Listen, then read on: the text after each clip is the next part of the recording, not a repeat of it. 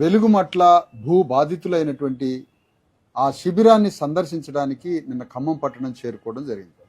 అంతకుముందు 1-2 సార్లు పోయి పూర్తిగా అధ్యయనం చేసి బాధితుల్ని పరామర్శించి అర్ధరాత్రి 2 గంటల వరకు ఒక్కొక్క బాధితుల్ని వాళ్ళ సమస్యలన్నీ రికార్డు చేసి వాటిని గవర్నమెంట్కి పంపించడం, ఆ బాధితులందరితో గడపడం, ధ్వంసమైపోయినటువంటి ఆ నేలని పరిశీలించి రావడం, వారికి కావలసినటువంటి మద్దతుని సహకారాన్ని ఇచ్చి ఆ రోజు ఏం ప్రకటించామంటే అన్ని పార్టీలని కలుపుకొని అన్ని సంఘాలని కలుపుకొని ఈ సమస్యకి పరిష్కారం ఎట్లా అనేది చాలా లోతుగా తేల్చాల్సిన అవసరం ఉంది. ఇది చాలా పెద్ద జటిలమైన చాలా పెద్ద విషయం కాబట్టి అందరి యొక్క శక్తి దీనికి అవసరం కాబట్టి ఆ దిశగా అందరిని తీసుకొని పోరాడాల్సినటువంటి సందర్భం ఒకటి ఉన్నది. అందుకనే మనం ఆవేశపడొద్దు అని బాధితులందరికీ చాలా జాగ్రత్తగా కొన్ని విషయాలు చెప్పి రావడం జరిగింది. వాస్తవానికి మేము చేస్తున్న యాత్ర పేరే మా భూమి యాత్ర. మా భూమి యాత్ర పేరు, మా భూమి రథయాత్ర మేము చేస్తున్న యాత్ర పేరు. మరి మా భూమి రథయాత్ర చేస్తున్న క్రమంలో మరి భూకామాంధులు భూమిని మింగేసినప్పుడు బాధితులకి అండగా ఉండాల్సినటువంటి ధర్మం, బాధితుల పక్షాన నిలబడి రాజ్యం మీద యుద్ధం చేయాల్సినటువంటి ధర్మం, కనీస బాధ్యత ఉంది. తెలంగాణలో భూమి కేంద్రంగానే రక్తం ఏరులై పారింది, భూమి కేంద్రంగానే జీవన విధ్వంసం జరిగింది, భూమి కేంద్రంగానే భూస్వాముల యొక్క తమ రక్కసిని విప్పి ఈ తెలంగాణ గడ్డ మీద అణగారిన వర్గాల మీద దాష్టికం దౌర్జన్యం శతాబ్దాలుగా దశాబ్దాలుగా సాగుతూ తెలంగాణలో ఒక అంతులేని గుండెఘోషకు అంతులేని కన్నీటికి ఈ భూస్వాముల యొక్క పాదాలు ఈ అణగారిన వర్గాల మీద పెట్టి ధ్వంసం చేసిన ఈ చరిత్రలో ఇంకా భూస్వామి అవశేషాలు పాలకవర్గ రూపంలో కనిపిస్తూనే ఉన్నాయి.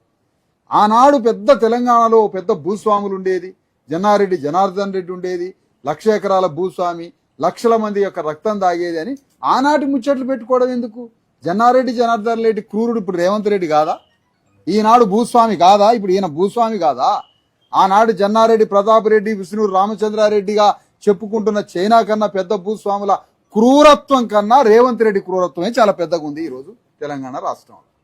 అలాంటి రేవంత్ రెడ్డి డైరెక్షన్తో అక్కడ ఉన్నటువంటి 3 మంత్రులు భూదాన యజ్ఞం ఇచ్చినటువంటి బాధితులైన కటిక పేదలైన బీసీ ఎస్సీ ఎస్టీలు 99% 1% కూడా అగ్రకులాలు లేరు. అంటే ఏ స్థాయిలో బాధిత వర్గాలు ఉన్నాయో గమనించవచ్చు మనం. అలాంటి బాధిత వర్గం భూములలో ప్రభుత్వం జోక్యం చేసుకొని అక్కడ ఏమాత్రం వాళ్ళకి కండ్లు సరిపోవడలేదన్నమాట. ఏంటి, భారతదేశంలో అతిపెద్ద ఒక నేషనల్ 6 వేస్ హైవేస్ పోతున్నాయి, అది కూడా గ్రీనరీ హైవేస్.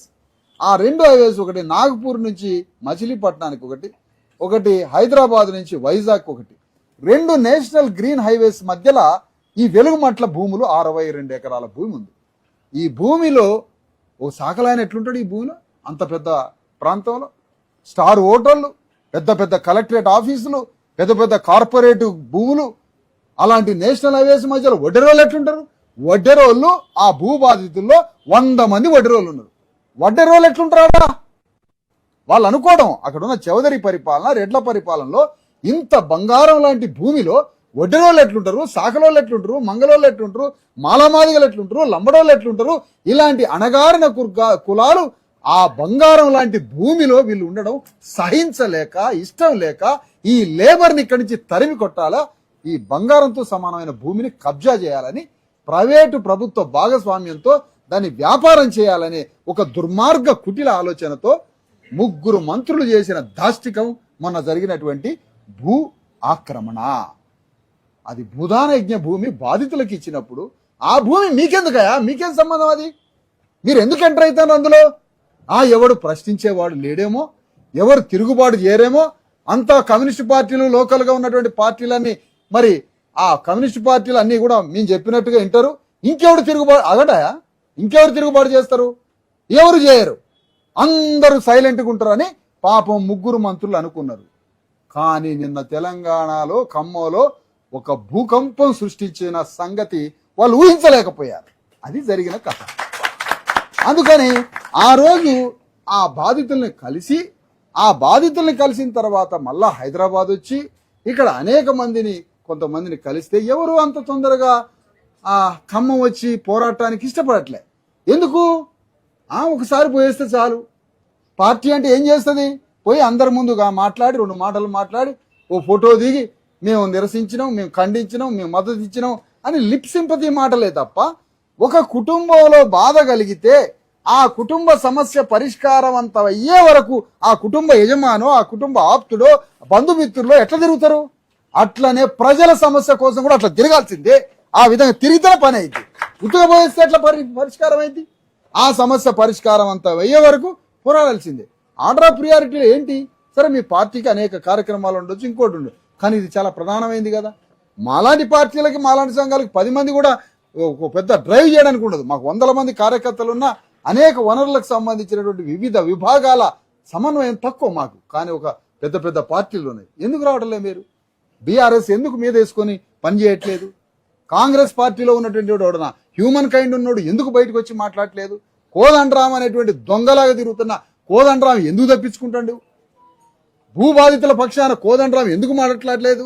తెలంగాణలో ఉన్నటువంటి పేద వర్గాల పక్షాన భూస్వాముల మీద యుద్ధం చేస్తానని ప్రకటించిన కోదండరామిరెడ్డి ఎందుకు ఈ భూ నిర్వాసితులు భూబాధితుల పక్షాన ఎందుకు మాట్లాడటానికి ఖమ్మం రావటం లేదు? ఇది ప్రశ్నిస్తున్నాం. ఇక్కడ ఇలాంటి ప్రశ్నలు వస్తాయని ఊహించకుండా ఉన్నారు. కావున మేము హైదరాబాద్ వచ్చి అనేక మందిని కలుస్తున్నప్పుడు అప్పటికే జాగృతి సంఘం కూడా ఖమ్మం రావాలని వాళ్ళు ఆల్రెడీ నిర్ణయించుకున్నారు. సరే, ఈ పలానా తారీఖున మరి మేము అక్కడికి చేరుకోవడం, జాగృతి అధ్యక్షురాలు కవిత గారు వారి బృందంతో భారీ ఎత్తున వారు అక్కడికి రావడం, అందరం కలిసి ఒక న్యూ డెమోక్రసీ, అక్కడ ఉన్నటువంటి మాస్ లైన్ ఎంఎల్ పార్టీ రాలే, న్యూ డెమోక్రసీ సూర్యం గారికి సంబంధించిన న్యూ డెమోక్రసీ, జాగృతి అధ్యక్షురాలు కవిత గారు, బీసీఎస్సీ జేఏసీ ధర్మ సమాజ్ పార్టీ అందరం కలిసి సంయుక్తంగా బాధితుల్ని సందర్శించి ఆ సందర్శన తర్వాత వేలాది మందిని అంబేద్కర్ సెంటర్కి పోయి ఆ అంబేద్కర్ కూడల్లో జెడ్పీ సెంటర్లో అతి పెద్ద ధర్నాని, ఒక భూకంపాన్ని నిన్న 6 గంటలు సృష్టించడం జరిగింది ఖమ్మం పట్టణం. అక్కడి నుంచి మమ్మల్ని అందరినీ విచ్చల విడిగా జంతువుల్ని ఈడ్చకపోయి అందరినీ వ్యాన్లల్లో వాట్లల్లో వీట్లల్లో ఎక్కించి మమ్మల్ని తీసుకొని పోయి పోలీస్ స్టేషన్లో 6 పోలీస్ స్టేషన్లు తిప్పారు. ఒక దగ్గర 40 మంది, 50 మంది, 70 మంది, 60 మంది కొట్టుకుంటా, తన్నుకుంటా, గుంజుకుంటా, రెక్కలు పట్టుకొని గుంజుకొని పోయారు. పోయిన తర్వాత కవిత గారిని నన్ను తీసుకొని పోయి రూరల్ పోలీస్ స్టేషన్లో పెట్టారు. మేమేమన్నామంటే మా దీక్ష కొనసాగిద్ది, నువ్వు పోలీస్ స్టేషన్లో పెట్టు కంటిన్యూ చేస్తాం, నువ్వు హాస్పిటల్లో పెట్టు కంటిన్యూ చేస్తాం, సబ్ జైల్లో పెట్టు కంటిన్యూ చేస్తాం, హైదరాబాద్ పంపు కంటిన్యూ చేస్తాం. నిరాహార దీక్ష మేము ఎక్కడ ఆగం, నిరాహార దీక్ష కంటిన్యూ అయితేనే ఉంటుంది. కాబట్టి నిరాహార దీక్ష కంటిన్యూ కావడంలో భాగంగా ఈరోజు మళ్ళీ మమ్మల్ని పొద్దున ఖమ్మం నుంచి తీసుకొచ్చి మరి వదిలిపెట్టడం జరిగింది. నన్ను ఇక్కడ వదిలిపెట్టారు, కవిత గారిని వారి గృహం దగ్గర వారిని అక్కడ వదిలిపెట్టారు. వారు నిరాహార దీక్ష కంటిన్యూ చేస్తున్నారు, ఇక్కడ మేము నిరాహార దీక్ష కంటిన్యూ చేస్తున్నాం. అక్కడ న్యూ డెమోక్రసీ పార్టీ కూడా ఏదో దీక్ష చేయాలనే తలంపులో వాళ్ళు ఉన్నారు.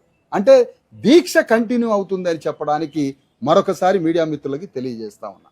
ఈ దీక్ష మాకు కలెక్టర్ దగ్గర నుంచి లేదా రాష్ట్ర ప్రభుత్వం నుంచి ఒక హామీ వచ్చేంత వరకు, ఒక హామీ పత్రం మాకు వచ్చేంత వరకు, ఇగో అయ్యా మేము భూదాన యజ్ఞ భూముల్లో అడుగు పెట్టడం తప్పు, నేలమట్టం చేయడం తప్పు, ఆ ఇండ్లను తిరిగి పునర్నిర్మాణం చేస్తాం, వాళ్ళకి రెగ్యులరైజ్ చేసి పట్టాలు ఇస్తాం, వాళ్ళ మీద దాడి చేసినందుకు అయ్యా క్షమించండి అని ప్రపంచానికి చెప్పి ఆ భూ బాధితులకి హామీ పత్రం ఇచ్చేంత వరకు మేము నిరాహార దీక్ష నుంచి బయటికి కదలము అని ప్రకటిస్తున్నాం. పెద్ద ఆయన, ఈడికి 80 ఏళ్ల పెద్ద ఆయన, ఒక ఉమ్మడి రాష్ట్రానికి ఆంధ్రప్రదేశ్ చీఫ్ జస్టిస్గా చేసిన ఈశ్వరయ్య గారు, నేషనల్ బీసీ కమిషన్ చైర్మన్, ఇగో ఈ బాధితుల హృదయాన్ని, దుఃఖాన్ని, గుండెలు అలసిపోయేగా 100,000 మంది ఏడుస్తున్న దుఃఖాన్ని అర్థం చేసుకొని బాధితుల తరఫున పోరాడే వ్యక్తుల్ని మరింత ప్రోత్సహించి ఈ పోరాటంలో మమ్మల్ని పాల్గొనడానికి ఈశ్వరయ్య గారు వచ్చి ఇచ్చిన ప్రేరణకి అందరి ముందు సభాముఖంగా 2 చేతులతో వారికి ధన్యవాదాలు తెలియజేస్తున్నా. అయ్యా, మీరు మాలాంటి పోరాటాలను ఇంకింత ఎంకరేజ్ చేయండి, మీరు కలలుగానే తెలంగాణను సాధించి తీసుకొచ్చి మీ కళ్ళ ముందు పెడతామని తెలియజేస్తారు. అందరికీ మీరు ఇస్తున్న ఇప్పటికీ మీ అండదండలు మేము మర్చిపోలేము. మొన్న నాగర్ కర్నూలు కొమెర బాధితుల విషయంలో ఆ పోరాటం మొదలు పెడితే అక్కడికి వచ్చారు మీరు. అక్కడికి వచ్చి అసలు బాధితులను కారులో ఎక్కించుకొని డీజీపీ దగ్గరికి పోతా అన్నారు. మీరు అంత ముందడుగేసి మీరు ప్రతి అడుగులో మీ పోరాటాన్ని మీరు 42% రిజర్వేషన్లో మీరు చేసిన అమోఘమైన చారిత్రాత్మకమైన మీ పోరాటాన్ని చిరంజీవులు గారు చేశారు, మీరు చేశారు. అనేక మంది పోరాట రూపంలో మనం కలిసి పనిచేస్తూ ఈరోజు సమస్యల పట్ల కూడా ఈరోజు భూబాధితులు అందరూ బీసీ ఎస్సీ ఎస్టీలే. దీన్ని అర్థం చేసుకొని మీరు ఇంత దూరం వచ్చి మీ ఆరోగ్యం మీ పరిస్థితి సహకరించకపోయినా వచ్చి ఈ పోరాటంలో పాల్గొన్నందుకు ధన్యవాదాలు తెలియజేస్తూ మీకు ఏమాత్రం అవకాశం ఉన్న ఈ నిరాదీక్ష సాగుతూనే ఉంటుంది. మధ్యలో మీకు కుదిరినప్పుడల్లా మీరు వచ్చిపోతుండని తెలియజేస్తూ ప్రధానంగా ఈరోజు మేము ఉదయం పూట 6 గంటలకి పొద్దున 6 గంటలకి జరిగింది ఏంటంటే అసలు పైన రాత్రి నిరాదీక్ష కూర్చున్నాం. పోలీస్ స్టేషన్లో వేసిండు. నిన్న సాయంత్రం పోలీస్ స్టేషన్లో వేసిన తర్వాత కవిత గారిని నన్ను తీసుకుపోయి రూరల్ మండలంలో పెట్టిండు. రూరల్ మండలంలో పెట్టిన తర్వాత అక్కడి నుంచి మా నిరాదీక్ష కంటిన్యూ చేస్తామన్నాం. పోలీస్ స్టేషన్లో కూడా 3 గంటలు వాళ్ళు ఇచ్చిన ఏమి ముట్టుకోలే, టచ్ కూడా చేయలేదు. టచ్ కూడా చేయకుండా ఒక మంచినీళ్ళు తాగి బయటికి వెళ్ళాం. బయటికి వెళ్ళి ఎక్కడికి వచ్చినాం? మళ్ళీ దీక్షా శిబిరానికి వచ్చినాం. దీక్షా శిబిరానికి వచ్చి మళ్ళీ నిరాదీక్ష కంటిన్యూ చేసినాం. నిరాదీక్షకి మొత్తం బ్యానర్ పెట్టుకొని కూర్చొని నిరాదీక్ష కంటిన్యూ చేసి ఎన్నింటి దాకా? ఉదయం 6 దాకా 100 మంది పోలీస్ పహారం మధ్య నిరాదీక్ష సాగింది. నిరాదీక్ష చేస్తుంటే 6 గంటలకి పోలీసు వాళ్ళు భయంకరమైనటువంటి క్రూర ఆలోచనతో వచ్చి ఆ వేదిక మీదకి వచ్చి అమాంత నిద్రలో ఉన్నటువంటి వ్యక్తిని సంకలు పట్టుకొని ఎత్తుకొని పోయారు. నాకు ఎత్తుకొని పోయేటప్పుడు నాకు సంబంధించిన ఫోన్ ఎటుపోయింది, ఎక్కడా దొరకలేదు. నాకు సంబంధించిన వాచ్ చెప్పులు ఎటుపోయినా తెలియదు. అమాంతం నిద్రలోనే గుంజుకొని కారులో ఎక్కిచ్చారు. ఎడు తీసుకుపోతారో తెలియదు, కొడతారా తంతారా ఏది తెలియదు. ఒక చిన్న కాగితం లేదు, వారంటీ లేదు, ఏమీ లేదు, ఎక్కిచ్చారు. ఆ తర్వాత కవిత మేడం గారిని కూడా తీసుకుపోయారు నా వెనకని తెలిసింది. వెంటనే మరి వెహికల్ ఎక్కించుకున్న తర్వాత ఈ వెహికల్ ఎక్కడికి పోతుందని అడిగాను. చెప్పలేదు. ఇంకొంత దూరం పోయాక హైదరాబాద్ పోతుంది వెహికల్ అన్నారు. అయ్యా నా బ్యాగు నా సంచి పలానా కాడుంది, దాంట్లో మెడిసిన్స్ ఉన్నాయి, ఆ మెడిసిన్స్ నేను వేసుకోవాలని 100 సార్లు బతిలాడినా తీసుకుపోయి ఇవ్వలేదు. బ్యాగ్ ఇవ్వలేదు, ఫోన్ ఇవ్వలేదు, ఫోన్ ఎక్కడ పోయిందో తెలియదు. అలాంటి దారుణమైన పరిస్థితుల్లో అయ్యా పొద్దున్నే లేచిన కదా, ఒక్క నిమిషం అట్లా పాస్ కన్నా బయటకు వెళ్తామంటే అక్కడ ఎక్కిన వెహికల్ ఆఫీస్ తెచ్చిన వరకు 1 మినిట్ కూడా బయటికి పంపలేదు. ఇంతకన్నా క్రూరంగా ఉంటుందా అని అంటున్నా. అసలు ఏంటి ఇది అంటున్నా. పడుకున్న మనిషిని తీసుకొచ్చి వెహికల్లో వేసి డోర్ తీసి 1 సెకండ్ బయటికి పోతా. ఇదేమిటి పద్ధతి అసలు? ఎంత దుర్మార్గం ఇది? హ్యూమన్ రైట్స్ని వయలేట్ చేయడం కాదా అంటున్నా. ఇది తీసుకొచ్చి ఈడ వదిలిపెట్టిన తర్వాత రాత్రి నిన్న మొత్తం నిరాదీక్ష చేయడం జరిగింది. కారులో నుంచి 1 నిమిషం బయటికి పోలేదు. మెట్లు ఎక్కుతుంటే అమాంతం కూలబడిపోవడం జరిగింది. ఇక్కడ కూలబడ్డ మనిషిని చూసి మా కార్యకర్త తీసుకుపోయి ఒక దగ్గర పెట్టడం జరిగింది. ఎల్బీ నగర్లో ఒక హాస్పిటల్లో పడి ట్రీట్మెంట్ చేసుకుంటున్న క్రమంలో ఖమ్మంలో 12 మంది కార్యకర్తల్ని రాత్రిపూట ఒక 12 మందిని, పొద్దున్నే మా దీక్ష భగ్నాన్ని చేసే టైంలో ఒక 12 మందిని, ఈ 26 మందిని ఖమ్మం పోలీస్ స్టేషన్లో, ఏ పోలీస్ స్టేషన్ అయ్యి పేర్లు ఒకసారి ఇవ్వండి, ఖమ్మం పోలీస్ స్టేషన్లో పెట్టి ఆ ఖమ్మం పోలీస్ స్టేషన్లో విపరీతంగా కార్యకర్తల్ని కొట్టడం మొదలుపెట్టారు. ఇయ్యండి అయ్యా, కాదువేయండి.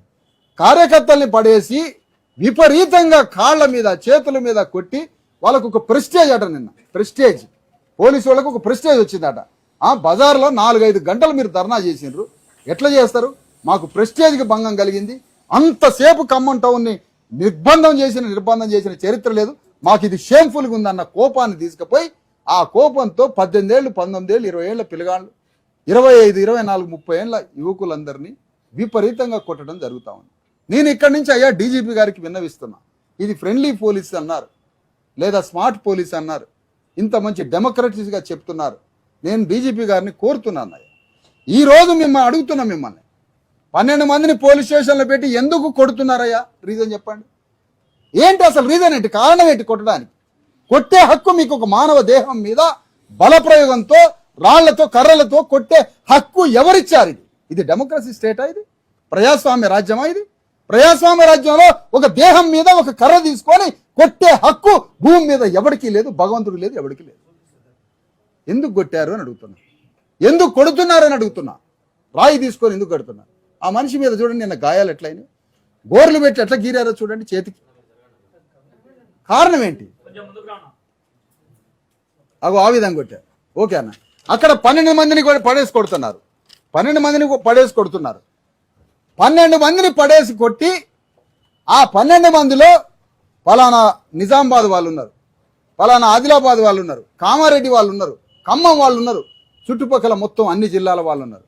దాదాపు 330 మంది అన్ని జిల్లాల కార్యకర్తలు నిన్న హాజరు కావడం జరిగింది.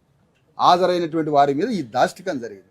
అందుకని డీజీపీ గారికి, ఖమ్మం జిల్లా సూపరింటెండెంట్ కమిషనర్, పోలీస్ కమిషనర్ గారికి, అసిస్టెంట్ కమిషనర్ గారికి చెప్తున్నాం, నిన్న జరిగిపోయింది, మేము ఏ తప్పు చేయలేదు, మాకు ఒకే ఒక ఆయుధం నిరసన హక్కు, అది రాజ్యాంగ హక్కు. ఆ నిరసన హక్కుతోటి నిన్న ధర్నా చేశాం. ఆ ధర్నా నుంచి దీక్ష కొనసాగిస్తున్నాం. ఈ రోజు కూడా దీక్ష కొనసాగిస్తున్నాం. ఎందుకు? ఇష్యూ చాలా పెద్దది. వేలాది మంది బీసీ ఎస్సీ ఎస్టీల పేదల కుటుంబాలకి ఆత్మగౌరవానికి సంబంధించినటువంటి ఒక రాష్ట్ర స్థాయి 3 కోట్ల మంది బీసీ ఎస్సీ ఎస్టీల ఆత్మగౌరవ ఇష్యూ ఇది. ఒకటి ఇష్యూ కాదు, ఇది అందరికి సంబంధించిన ముడిపడి ఉన్న భూమి సమస్య ఇది.